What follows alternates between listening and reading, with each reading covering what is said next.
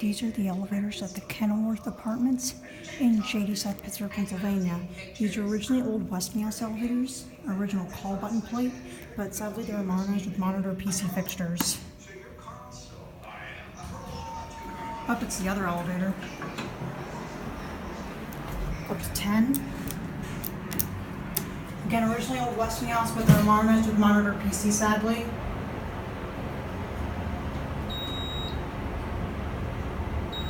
This one beeps consistently for the floor passing, and also has an up-down chime. Or maybe not, because it didn't beep for 5.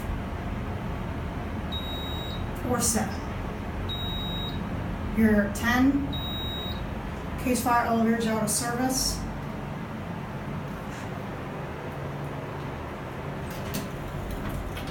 Go back down 1. 88 phone, key switches, certificate sign, not the actual certificate though. Fire operations end, pretty basic fake marble cabs.